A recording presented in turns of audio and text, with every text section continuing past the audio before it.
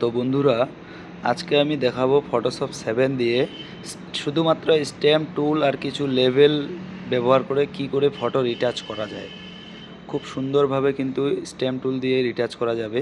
এই যে ছবিটাতে দেখতে পাচ্ছেন কিছু হাইলাইট আছে, যেটা জলের মতো চকচক করছে। চকচকের জন্য কিন্তু ফটোটি ভালো লাগবে না, সেটা কিন্তু স্ট্যাম্প টুলটা নিয়ে খুব হালকাভাবে স্ট্যাম্প টুলের মোটামুটি পার্সেন্টেজটা যে আছে 15তে বা 17তে রেখে আর একপাশে 100তে রেখে কিন্তু নর্মালভাবে যদি কাজ করা যায়, দেখো একটু আইডিয়াটা দেখে নাও। খুব সুন্দরভাবে কিন্তু এই হাইলাইটগুলো কিন্তু চলে যাচ্ছে, একদম স্মুথ বানানো যাচ্ছে। এবং এই যে হাইলাইট যে আছে, মানে লাইট পুরো দেখা যাচ্ছে, সেই লাইটটা কিন্তু উঠে যাচ্ছে। তো বন্ধুরা, একমাত্র কিন্তু স্ট্যাম্প টুলটা, এখানে আলাদা কোনো রকম টুলস আমি ইউজ করি নাই বা ব্যবহার করিনি। তো তোমরা একটু ভালো করে দেখো, টুলটা তোমাদের ইচ্ছা মতো সুবিধা মতো সাইজটি বানিয়ে নিয়ে আর ফটোটা বেশি করে জুম করে কিন্তু এভাবে স্ট্যাম্প টুলটার দ্বারাই কিন্তু টোটাল ফটোটা কিন্তু ক্লিয়ার করা যাবে। দেখো হাইলাইট এক ফোঁটাও নাই, হাইলাইট পুরো চলে গেছে। এবার আমি হয়তো যতটুকু আছে এভাবে হাইলাইটটাকে কমপ্লিট করে নিয়ে তারপরে কিন্তু লেভেলটা যে আছে সেই লেভেল দিয়েও কিন্তু কাজ করব। তো দেখতে থাকো আমি কিভাবে হাইলাইটটাকে রিমুভ করছি শুধুমাত্র স্ট্যাম্প টুল দিয়ে। এভাবে কিন্তু নানা রকম পিম্পল থাকলেও দাগ থাকলেও কিন্তু সরানো যাবে। যে কোনো ফটো সুন্দরভাবে কাজ করা যাবে। ভিডিওটা প্রথম থেকে লাস্ট অবধি ভালোভাবে দেখবেন, বুঝতে পারবেন বন্ধুরা। আর আরও নতুন নতুন ভিডিও পেতে অবশ্যই দয়া করে সবাই সাবস্ক্রাইব আর অল ইম্পর্ট্যান্ট আইকনটা অন করে রাখুন, যাতে নতুন ভিডিও পোস্ট করলে আগে তোমাদের কাছে পৌঁছে যায়। তো দেখুন আমি লেভেলে গেছি, লেভেলে যায় কিন্তু একটু একটু করে নিজের আইডিয়া মতো, এটা আমি বলছি না এত পার্সেন্ট, তোমাদের আইডিয়া মতোই করবে।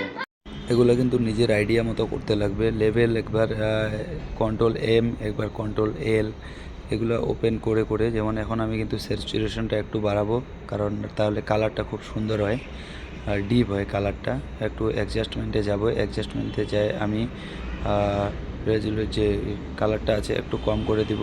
আর এটাকে চেষ্টা করবেন ঠিকই রাখতে, এখানে হাত না দেওয়াই ভালো। কন্ট্রাস্টটা একটু বাড়িয়ে দেবেন, ব্রাইটনেসটা একটু কমে দেবেন। ফটোটার কিন্তু লুকস অলরেডি চেঞ্জ হয়ে গেছে। তারপরে লেভেলটা একটু বাড়িয়ে দেবেন। তারপরে দেখেন ফটোটা টোটাল কিন্তু কোয়ালিটি আলাদা হয়ে গেছে।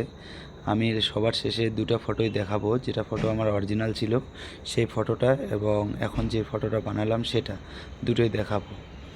আর এটা ভুলবশত এই টুলটা আমি ব্যবহার করলাম, সরি, এটা কেউ ব্যবহার করবেন না। তো ফটোটা দেখেন বন্ধুরা, অলরেডি কিন্তু ফটোটা সেই সুন্দর কোয়ালিটি হয়েছে। লেভেলে যায় কন্ট্রোল-L দিয়ে লেভেলটাকে আরেকটু অটো করে নিতে পারেন, এখানে অটো বোতাম আছে, যদি কিছু না জানেন অটো করে দিবেন, তবুও অনেকটা অ্যাডজাস্ট হবে। কন্ট্রোল-M দিয়েও তারপরে অটোতে যাবেন, অনেকটা অ্যাডজাস্ট হয়ে আসবে। তো বন্ধুরা চেষ্টা করবেন এভাবে। তারপরে ব্লু টোনটা যে আছে সেটাকে একটু বাড়িয়ে দেবেন, ফটোটার লুকসটা খুব সুন্দর হয় ব্লু দিলে প্রিন্টের সময়। বিশেষ করে ফটো প্রিন্ট ফ্রেম বানাতে চাইলে কিন্তু এই টোনটা দিতে লাগে। তো দেখেন কত সুন্দর হলো। আমি এবার অরিজিনাল ফটোটা ওপেন করে তোমাদের দেখাবো বন্ধুরা। অরিজিনালটা আর এখন যেটা আমি বানালাম, এডিট করলাম, দুটোকে মিলিয়ে একবার দেখবেন বন্ধুরা, অনেক ডিফারেন্ট আছে।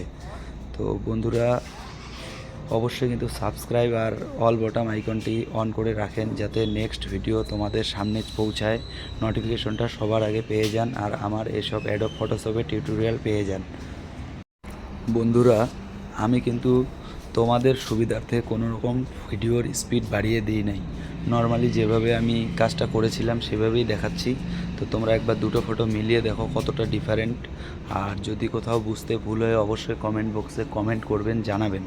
আমি চেষ্টা করব আরও ভালোভাবে তৈরি করার ভিডিওটা, কারণ আগে কোনো দিনও আমিও ভিডিও ছাড়িনি, নতুন করে ছাড়ছি। তো অ্যাডোবি ফটোশপ নিয়ে সবই তোমাদের ভালো করে বুঝিয়ে দেব।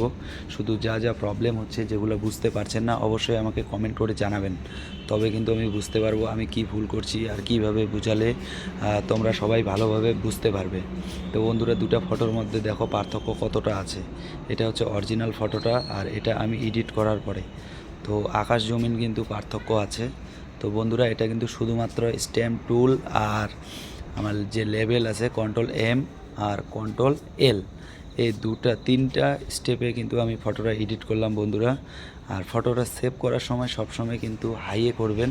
আমি দেখিয়ে দিচ্ছি সেভ করার সময় এখানে যে আছে 12 অবধি, এটাকে কখনো লো রাখবেন না, কারণ লো রাখলে কিন্তু ফটো রেজুলেশনটা কমে যায়। এটা একদম পুরো রেখে সেভ করবেন।